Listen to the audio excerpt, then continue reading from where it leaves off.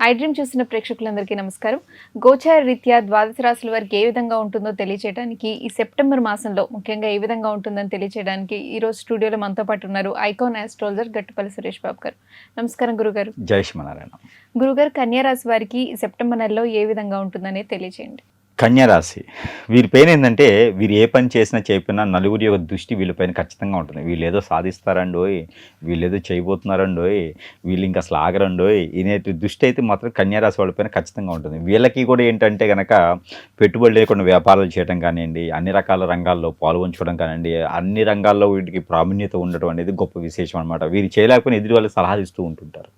ఆ సలహాలు ఇచ్చేదానికి ఎదుటి వాళ్ళు ఏమనుకుంటారంటే వీళ్ళే ఎంతమంది సలహాలు ఇస్తున్నారు, మరి వీళ్ళని సంపాదిస్తున్నారు అని చెప్పేసి వీరిపైన నరదిష్టి నరఘోష కూడా ఎక్కువగానే ఉంటుంది. శత్రుపైన కూడా చాలా ఎక్కువగానే కనిపిస్తూ ఉంటుంది. వీరిపైన కనపడటం శత్రువులు చాలామంది ఉంటారు. వీరి ముందుకు వచ్చి నవ్వుతూ ఉంటారు, వీరి వెనక గొయ్యలు తీస్తూ ఉంటుంటారు. అలాంటి వారే బంధుమిత్రులు ఉంటుంటారు. వీరి దగ్గర నుంచి వనరులు కావాలి, వీరినే ఏడిపిస్తూ ఉంటుంటారు అనమాట. కానీ తట్టుకొని ముందుకు వెళ్ళేటువంటి వాళ్ళే కన్యారాశి వాళ్ళు.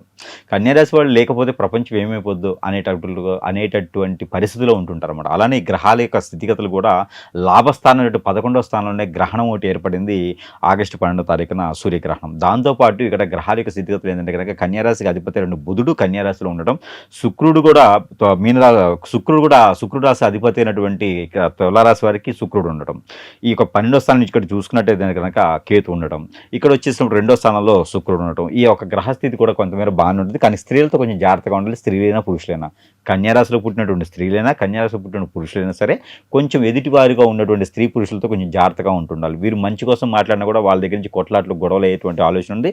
ఎవరికి కూడా చేజాచి డబ్బులు ఇవ్వకూడదు. డబ్బులు ఇస్తే మళ్ళీ రావు, కొట్లాట్లు వస్తే శత్రువులు ఎగుతారు కూడా. కాబట్టి ఈ సెప్టెంబర్ మాసం కూడా వీరికి కొంతమేర బాగానే ఉంటుంది అని చెప్పొచ్చు. కానీ కొన్ని విఘ్నాలు అయితే ఏర్పడతా ఉంటాయి.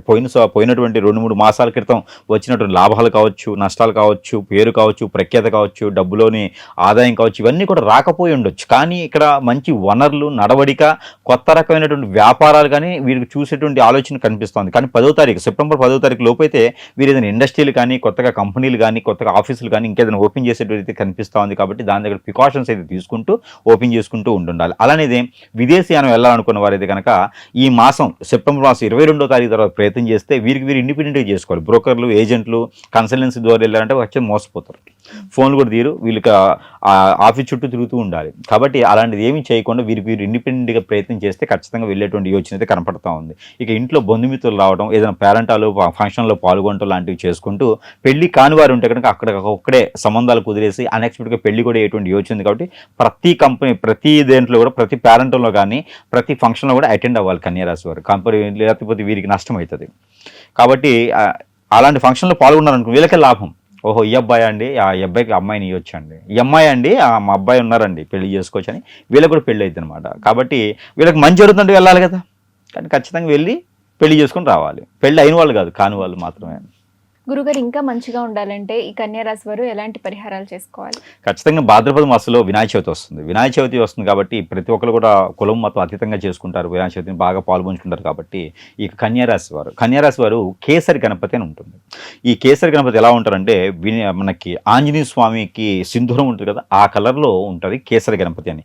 ఆ గణపతిని తెచ్చుకొని ఆరాధించుకోవచ్చు, పూజించుకోవచ్చు. 9 రోజులు కూడా నిమజ్జనం చేసేంత వరకు కూడా ఎలాంటి చెడు కార్యాలు కానీ, చెడు కార్యకలాపాలు కానీ, నాన్ వెజ్ భుజించడం కానీ లాంటివి చేయకూడదు. మందు మాధ్యం అవ్వకూడదు, పేకట్ లాంటివి చేయకూడదు. అలానే విచ్చలవిడితనంతో డ్యాన్సులు వేయకూడదు. ఏదైనా స్వామివారికి ఆరాధనలు చేసుకుంటూ ఉండాలి. నవరాత్రులు ఖచ్చితంగా కఠినంగా పాటించుకుంటూ ఉన్నట్టు కనుక నేలపట్టు తరచాలి, బ్రహ్మచర్యం పాటించాలి. ఇలా గనక చేసుకున్నట్టు కేసరి గణపతిని పూజించుకున్నట్టయితే కనుక వీరికి ఉన్నటువంటి ఏవైతే గ్రహాల దోషాలు, గ్రహరీత్యా దోషాలు, ప్రకృతి నుంచి వచ్చే దోషాలు, కాలసర్పదోషం, నాగదోషం, కుజదోషం కాదు, వీరిపైన ఎవరైనా అష్టదిబ్బంధన, చాతపడి, హిప్నాటిజం, బ్లాక్ మ్యాజిక్, వశీకరణ, భాగల్ముఖి, భానుమతి ఏమైనా చేయించినా కూడా అలాంటి క్రియలు కూడా పోయేటువంటి యోచన ఉంది. కాబట్టి వినాయక చవితి రోజున, వినాయక చవితి 9 రోజులు పర్వదినాలు కూడా 5 రోజులు చేస్తే 5, 9 రోజులు చేస్తే 9 రోజులు అయితే కనుక జాగ్రత్తగా వీరు చేసుకున్నట్టయితే కనుక అన్ని రకాల రోధాలు తగ్గిపోతూ ఉంటాయి. 5వ రోజుకి అయితే కనుక వీరు పెసలు ఉంటాయి, పచ్చిపెసలు. ఈ పచ్చిపెసలను గుడాలుగా కానీ, గుగ్గిలుగా వండేసి స్వామివారికి నైవేద్యం చేయాలి.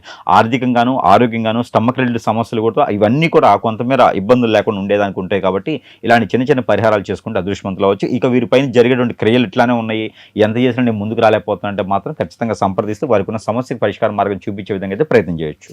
ధన్యవాదాలు గురుగారు.